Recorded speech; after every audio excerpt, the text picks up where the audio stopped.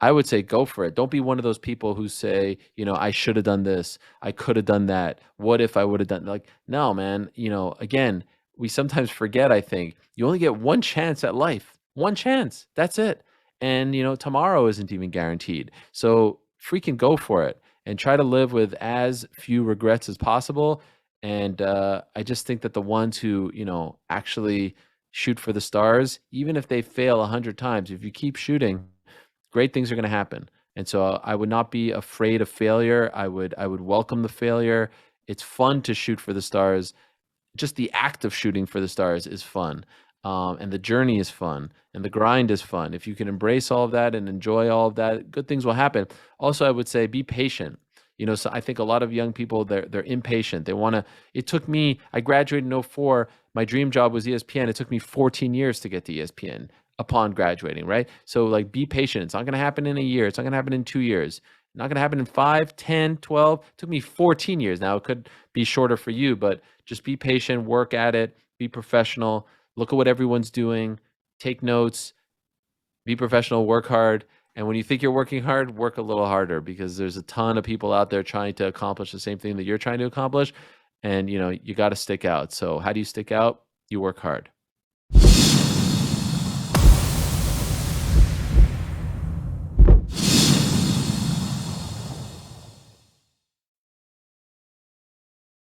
Okay, well, joining me on the Freedom Pack podcast today is journalist, presenter, podcaster, and to steal a bit of his own, honorable mention, Ariel Helwani. Ariel, welcome to the Freedom Pack, my friend. Oh, it's great to be here. And thank you for your patience. I know you've been reaching out to me for a while, and I keep wanting to reach out to you and make this happen. So I appreciate your patience. I appreciate you having me, and I'm looking forward to the conversation. Well, it is an absolute honor. I was on Twitter earlier and I found a tweet that I put out about 6 or 7 years ago. I said, I get way too excited when the MMA Hour with Ariel Helwani comes on. You replied, thanks. I said, you just made my day, fangirling right now. And 6 years on, here we are. So here we are. pleasure. That's awesome, man. Thank you. I appreciate that. Well, the one thing I really wanted to speak to you about, and I asked this question to Bruce Buffer when I spoke to him. You're in a field where there's really no blueprint to success.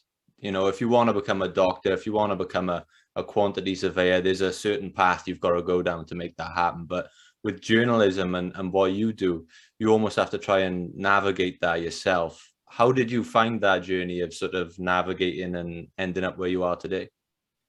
That is a good question. And by the way, is my connection okay? Everything all right? Perfect. Okay.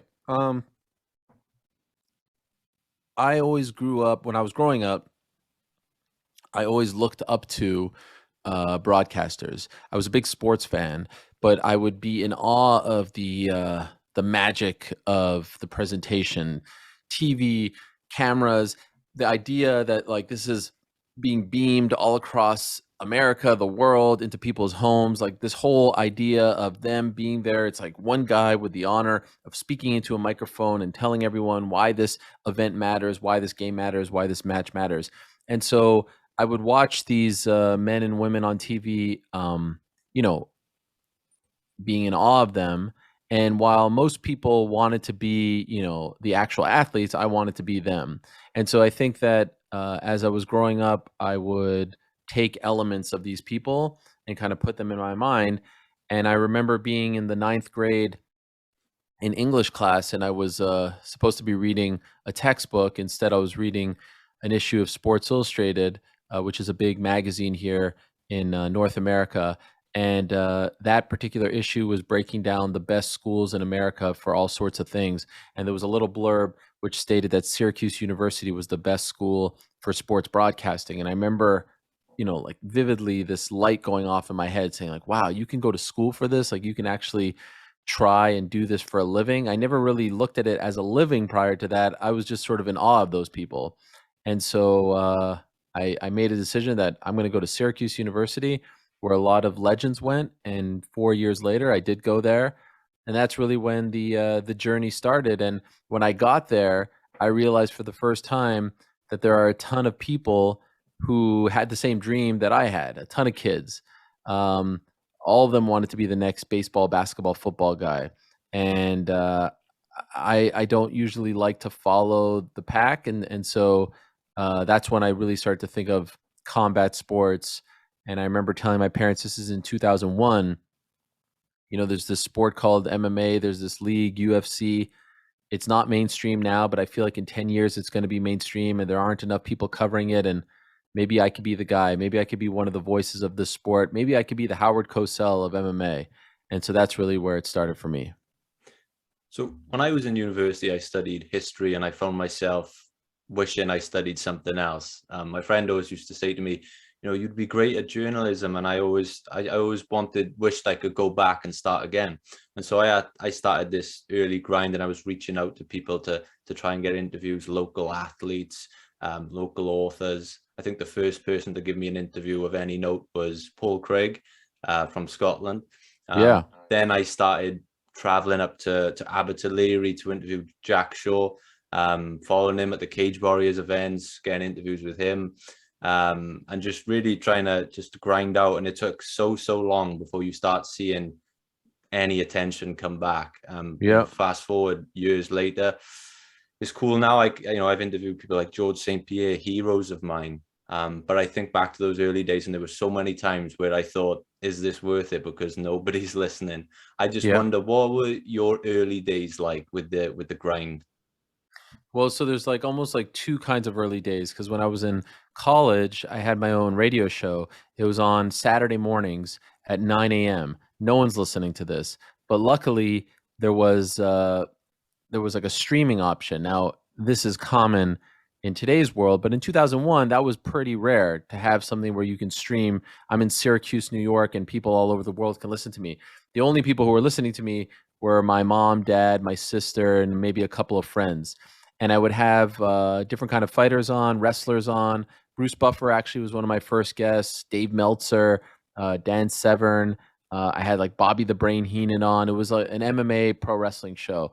And it was a great thrill, but no one was listening to that. Like, I wasn't making any kind of ripple. And then when I graduated, I actually went down the path of TV production rather than being on air for a few years, 04, 05, 06, 07. And then I got to Spike TV, which at the time was the home of the UFC. And I thought that was going to be like, my path. I was going to work in production for UFC content. But I realized when I got to Spike that they don't actually produce any of the content themselves. The UFC was producing everything. I didn't know that. So after a week at Spike, I quit. They were very mad. And they said to me, you're going to regret this. This is a big mistake of your life. You're unprofessional. But I knew that was the crossroads of my life. I needed to go for it. I needed to try to realize this dream of being an MMA journalist. So I started my own website from that cubicle that I was sitting in at Spike that they made me stick around for an extra month and a half. I'm good at like giving myself goals. So I said, I'm going to give myself 6 months to get noticed. And if I don't get a job off of this website, where the main objective was to show people that I can interview fighters, hopefully as good, if not better than anyone. And every morning I was going to post an interview at 8 a.m. If I can't get a job after this, venture for 6 months, then I'm going to go back to TV production. And I would often say, like, I didn't care if 5 people were listening or 5 million people were listening. It was hopefully the right people that were listening. And honestly, like, October, November, December, January, not a lot of people were listening. I was making a little bit of, headway, but it wasn't a lot. And more importantly, I wasn't getting any job offers off of it. And it was only with 3 days left on my deadline, my self-imposed deadline of April 1st, 2008, I finally got an offer, and that, spearheaded my entire career. But even, when you then start like making money and are doing this for a living, it still takes some time. So I remember every interview I would do, I would have like an email list of MMA websites, and I would send it off to them. Oh, check out my interview with Josh Barnett. I would go on SureDog as different people, like under an alias, and post it. I would go on the UG and post it. And, it's interesting. I recently relaunched my YouTube channel that I hadn't touched for 10 years. And I'm posting these interviews with, people outside of the fighting world.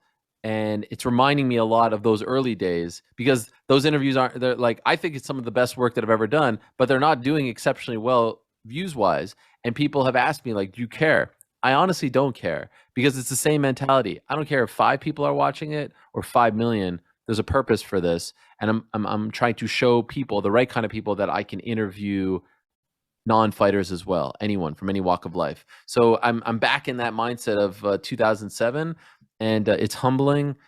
And luckily, I've always believed, like, don't feel sorry for yourself, don't lick your wounds. If you want it bad enough, you work hard enough, you're professional enough, and you continue to work harder and stick out, then good things will happen. And luckily for me, good things happen. Yeah, and speaking of those interviews, there was an unbelievably good interview you did that actually made me reach out to the guest myself and said, look, I heard you on the Helwani show. It was the adult actress Kendra Lust. Now, that was a Mm, phenomenal interview. I really enjoyed that. And thank you. it's great to see you interviewing people outside of your, and you mentioned there that maybe the views aren't as good. And so that makes me wonder, obviously in everyone's career, there's setbacks, there's failures, there's things like that. And I'm sure throughout your career, you've probably dealt with setback, failure, just like everyone else. The biggest one I can think of maybe is when there was that misunderstanding with the UFC, and you had the most powerful man in your sport almost against you, and you still managed to come out as what I consider to be the best journalist in the sport. And so what is your process for dealing with setback and failure? Yeah, I mean, he wasn't almost against me. He was against me. He still is against me. But that's okay. I've had a lot of setbacks, a lot of failures, like we all have. And my main thing is, don't feel sorry for yourself. Like, I've always, thank God, I don't know what it is that allowed me to do this, but I've always believed that every time a door closes, a window opens. And you can either sit back and lick your wounds, feel bad for yourself, or you can say, you know what? Screw that. F that. I'm going to go out and prove people wrong. The greatest example that I can give you of that was when Showtime hired me to be a part of the Maymac World Tour. And so I flew from New York to Los Angeles on a red eye on a Monday night after doing my MMA hour. I land at like 1 a.m. LA time. I go to bed. I wake up. This is a big deal, right? This is Mayweather McGregor. This is Showtime. I'm working with like Mauro Ranallo and all these people. It was a really big freaking deal for me. And I remember my suit is on. I'm ready to go. The first stop, Staples Center on that Tuesday. And I remember Steven Espinoza, the president of Showtime Sports, still the president, gives me a call and says, hey, before you go to the arena, could you meet me in the lobby of the JW Marriott, which is right across the street? Seemed a little weird to me, but of course I said yes, met him in the lobby. And he breaks the news to me that I can't be a part of it anymore. That, Dana White freaked out when he heard that I was a part of it, and he's incredibly sorry, but they have to remove me. Very nice of him. He paid me for doing nothing, and I felt like crap. I wanted to cry. I think I actually did cry. I was very sad, and I was sad for like, I don't know, 30 minutes. And then I said, F this. I'm going to cover what could be the biggest fight of my life. There was so much buzz, better than everyone. I'm going to cover it better than Showtime. I'm going to cover it better than ESPN. I'm going to cover it better than any outlet on the planet. And I'm going to take this personally. And I think I did. I think I covered it better than anyone. I got sit downs with Connor. I got to sit down with Floyd 2 days before the fight at his gentleman's club. I waited there for 6 hours. We had, live shows from Radio Row. We had huge guests. We covered that fight better than anyone. And there's no one that can even come close to that statement.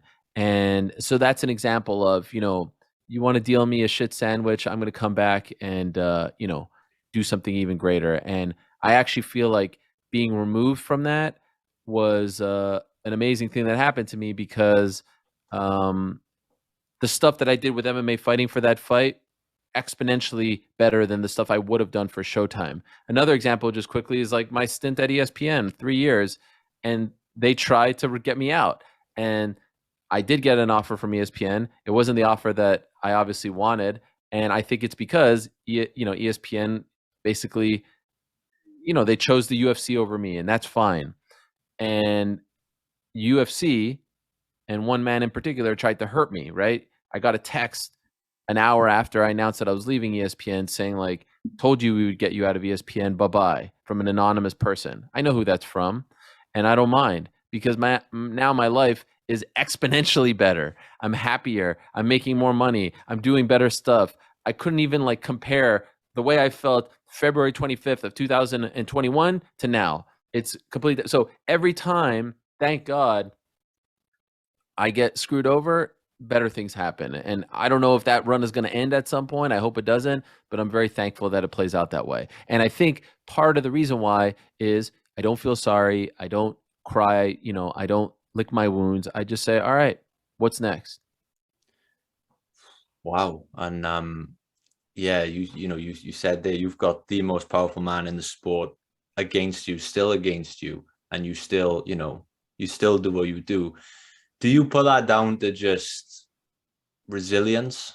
Like, is that something you pride yourself on, having that resilience to just not take that as a be all and end all and just stick with it and do your own thing? Absolutely, man. I came way too far to let one guy dictate how my life is going to go. I came way too far to let one guy write my story. My family, and I get like emotional about this because my family was living in Lebanon in the 70s and they were kicked out of Lebanon because they were Jewish. They've been through way worse than that I will ever be going through or that I'm going through at any point with, the UFC or whatever. And so I owe it to them. I owe it to my family. I owe it to my parents who believed in me. I owe it to the fans. I'm not going to give up. And it's cool. Like we can, I've always believed that we can live in the same orbit, meaning the sport of MMA, and never interact with each other. My life is totally fine without any interaction. I don't want interaction. I'm not reaching out asking for a peace treaty or interviews or anything like that. I mean, obviously, I'd prefer if they don't mess with my livelihood. That's, a bit of a low blow, but again, everything works out for a reason. So yeah, I just feel like I'm not, what am I going to do? Roll over and just allow them to, it's funny because like people would be like, oh, you're weak, you're this or that, you cry. Like, yo, I want to see, the vast majority of you guys take the punches that I've taken and see if you're still standing. So I'm just not going to I'll decide when it's over. I'll decide when I'm done. I'm not going to let anyone else decide that. Amazing. Another thing I think you have always been great at, and this came to mind on Monday. I was listening to the MMA Hour on the train with Bobby Green and Bryce Mitchell, and it got me thinking back to, obviously you've got the Dana, there was Brendan Schaub, and I just was thinking that you are really good at dealing and handling conflict in a professional way. So I just wonder, what are your sort of, I don't know, what is your sort of system like for dealing with conflict? The funny thing is that I actually have like a really short fuse. Luckily, it's never really come out on camera. My main thing is like be calm. You're on camera. You want to represent yourself and your family and everything. Your company that you're working with. You want to represent them with class and grace.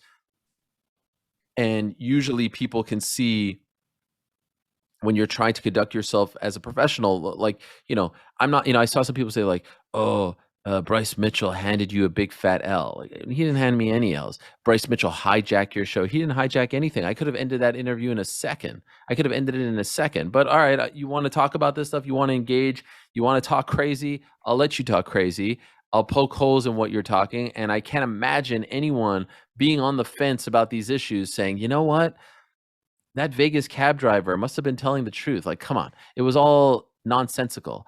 So I just try to stay calm, stay relaxed. I think some people have seen a little bit more of my fiery personality, like with the Helwani stuff and Brendan Schaub and all that, because I do take that stuff very personally. When you come at me personally, it will come out more. When it's just us arguing about stuff that really doesn't concern me or isn't personal to me, like about myself, like if you're gonna try to slander my name and my reputation, that's one thing. If you're going to talk crazy, it's like, I'm not, I'm not going to concern myself with trying to convince you. So, it's just all about trying to take a deep breath. No one wants to hear. I also, I'm a consumer of sports media. I'm a consumer of all kinds of media. I don't like to hear people yelling and acting crazy, right? As a consumer, as a fan. So I certainly don't want to do that myself. So I kind of just try to act the way I want my favorite hosts to act. And that has served me well. With the platform you have and the connections you have, it would be very easy for you to go down that route of journalism, of hunting for clips, of asking loaded questions.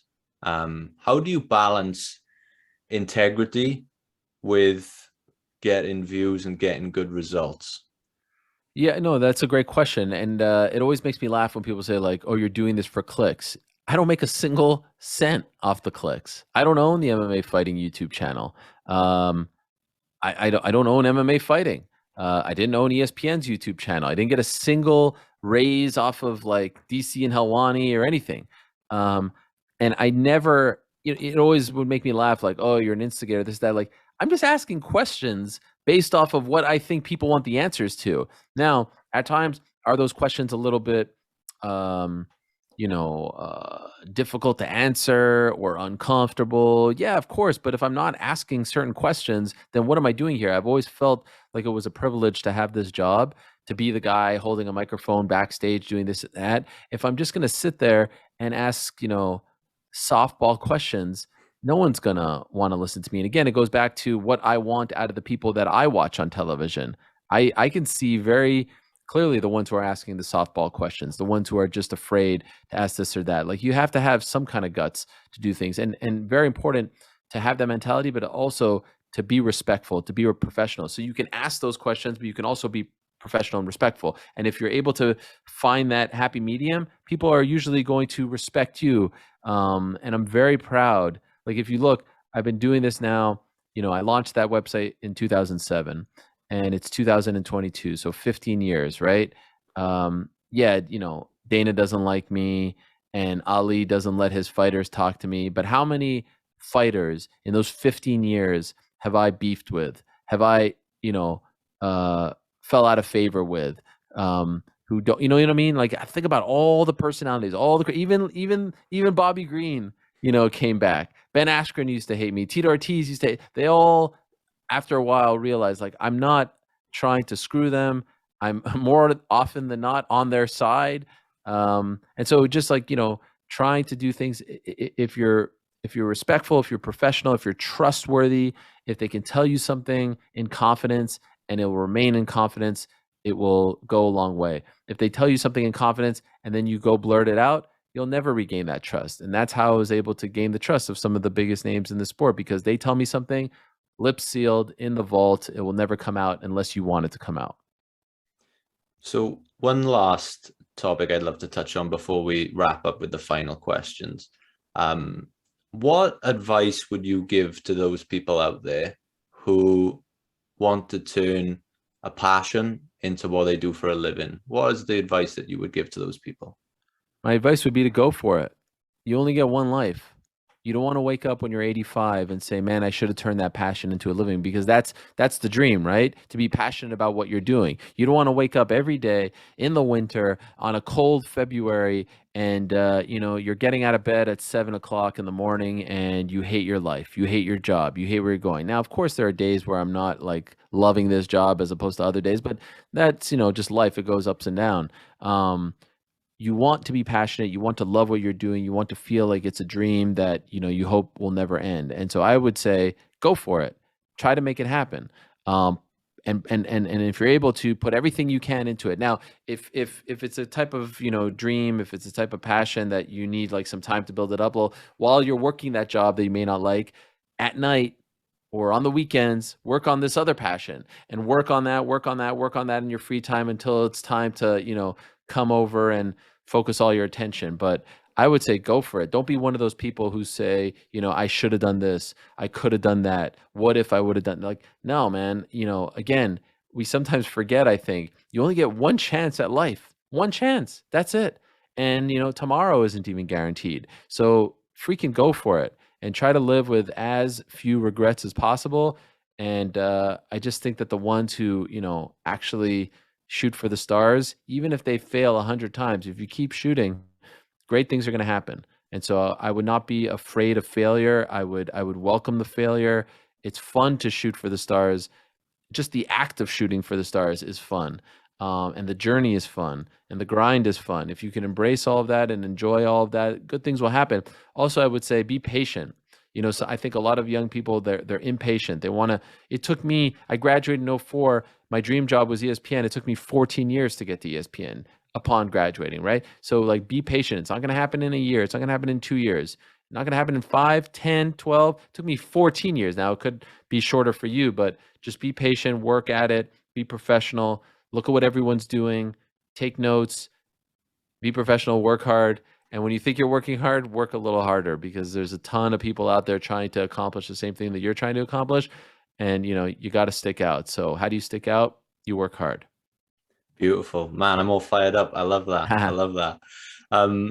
So I have two questions I ask every guest before we sign off. The first one may be difficult for you with the amount of books I see behind you, but Yes. what if you could just name 2 or 3 books that you've read in your life that have had a massive impact on who you are today? I read a book. Oh man, I wish I could remember the name. It had a huge impact on me. One second, let me just get the name here. It was, there it is. A book by an author named Dave Kindred, Sound and Fury, Two Powerful Lives, One Fateful Friendship. It's about the relationship between Howard Cosell and Muhammad Ali. I that really had a great impact on me, because I learned a lot about these two guys from completely different backgrounds, completely different walks of life. A black man, a Jewish man, different ages, and they were so tight, and they both helped each other a lot. I mean, what a legendary career Muhammad Ali had, what a legendary career Howard Cosell had. So that's one that I absolutely adored. Man, in terms of, I used to, it was a book that really stuck with me, believe it or not. Are you a pro wrestling fan? I am a big pro wrestling fan, yeah. I loved Have a Nice Day by Mick Foley, the first one. I actually saw a lot of myself in him. He grew up in upstate New York. He went to Cortland University. I went to Syracuse University, is very close. He was like somewhat of a loner, loved pro wrestling. And the thing that stuck out to me from reading his book, which I enjoyed immensely, was he was a dreamer. Like, he wasn't afraid. Like, he's this guy who wasn't athletic, who didn't have a great body and all that stuff, but like, he allowed himself to dream the biggest dreams, Madison Square Garden, all this stuff. And I remember I read that in the 11th grade, and that had a profound impact on me. Like, these guys who exceed expectations, who dream big, who are going out there and trying to accomplish their goals when a lot of people think that they can. I love that sort of thing. So there was that period. I think I'm a little older than you probably, but in that period of like, Jericho had a book, The Rock had a book, like there were a ton of great wrestling books in that period, and I loved those. I mean, that's like when I was a huge fan, so I really enjoyed that. As when we would go on trips and stuff, I was always reading those books. I've always been a big biography guy. I'm not a big fiction guy, sci-fi guy. I love sports and I love biographies. My favorite movies are documentaries. I don't know. I just like, I love reality, and I love being inspired by other people who went out there and did it. So off the top of my head, I'd say those two. Love it. Yeah, I can relate. I think the first book I read when I was a kid was Adam Copeland on Edge. Yeah. I love Adam, and Yeah, those legend. pro wrestling biographies are amazing. Yep. Amazing, because you can like really try to live vicariously through them, and a lot of them are tremendous underdog stories, right? Like, he's sitting in the stands at WrestleMania 6, and then how he's like, one of the biggest stars in the world. So yeah, I love that stuff. So the final question I have for you, and the answer to this could be anything. It could be your work, it could be your family, it could be your friends. But right now, this second, for Ariel Helwani, what makes life worth living? Oh, 1000% my family. Like, it's not even close. my kids, my wife, my parents, um, my siblings. It's not even close. I mean, and I'm so, I'm turning 40 later this year, and it's allowed me to like reflect a lot. And I had a lot of goals that I wanted to accomplish by 40, and I'm actually really proud to say that I've accomplished a lot of them. Um, and the main one was I used to be so afraid as a kid that I wouldn't have a family. I used to like get nervous about this, that I wouldn't have any children, that I wouldn't have a wife, that I would be alone. Um, and so I'm just so thankful, and I love like my kids now. My oldest son is turning 10, my middle son is 8, my daughter is 5, and so they're reaching an age now where they're very excited about life, and they're doing new things, and you can have fun with them and interact with them. There's no more diapers. Like, they're real human beings with personalities. Just this morning we were watching Elimination Chamber because we didn't watch it last weekend. I mean, it's like that's so much fun for me, man. I'm a dad. I'm about to turn 40. I feel like I'm still 14. And so like these little buddies of mine that I get to watch things with and try to teach them things about life. Um, and I was telling someone yesterday, like there's nothing that I look forward to more than watching them play sports. They really love what we call soccer, what you call football. And they play on the weekends, and that's going to pick up again in the spring. And like you asked me, like Saturday night at T-Mobile Arena, the biggest fight of all time, the biggest fight, or the park 10 minutes away, Saturday afternoon soccer. What do I prefer being at? And with 10 families as opposed to 20,000 people, it's not even a question. I would be miserable being at the fight if I had to miss soccer. And that's where my head is at now. And that's why I love where I'm at right now in my career, where I don't have to travel as much. I did the travel for 10 years. It was cool. It was fun. I'm very thankful for it. I'm very appreciative that I got to go to places that I never thought I'd ever go. Abu Dhabi, Australia, Ireland, England, all these places, Brazil. Why would I have ever gone to these places? And the fight game brought me there. And in the future, here, there, whatever, I'd love to go back. But right now, I'm really loving being a dad, and a husband. So there's nothing that gives me more joy than that. That's an absolutely beautiful answer. So, for our audience, this isn't a mixed martial arts podcast or anything. It's a personal development podcast. So there may be a couple listening who aren't familiar with yourself. For those people, where can they find you online and connect with you? And I'm curious, before I answer that, why did you choose that topic as the theme of your podcast? So the podcast is called Freedom Pact. So I was, like I said, I was in university studying a degree I didn't enjoy. And me and my best friend, we went for a drive one night. We were sat in the car, and we started thinking to ourselves, there's got to be more than this. There's got to be more to life than this. And so we started reading books, personal development books. We'd come back a week later, we'd meet, we'd talk about it. We started dreaming, writing down goals. And we came up with the idea of this podcast and having those conversations on a platform for other people to listen to. And this quickly became our dream. So that's what the Freedom Pact's all about.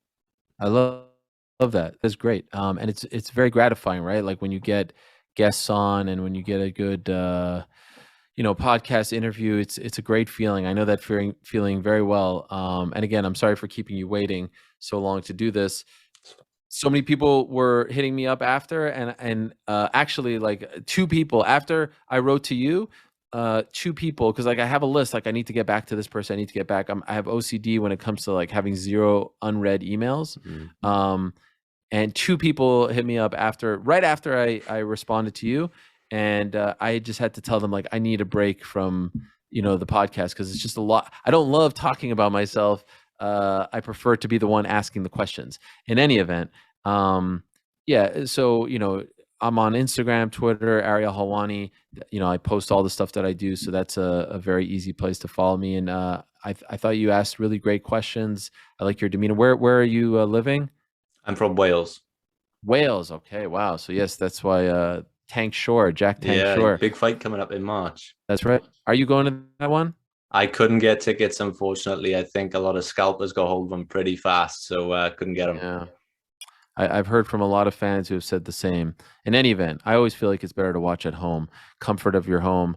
be, eat what you want. No one For bothers sure. you. So enjoy that. And yeah, thank you for having me. I wish you all the best, and I really appreciate you reaching out. Yeah, I mean, it's always a little bit of an apprehensive feeling when you speak to one of your idols, but it's been an absolute pleasure, and I appreciate your time so much. Thank you. And one last thing, one thing that I really appreciate, and I don't know if you do this just for the podcast, but I love the way you sign off your emails with gratitude. That's you don't see that often, and so that felt very genuine and unique. So much respect to you for that, because that's what really stood out in my mind. Thank you so much, sir.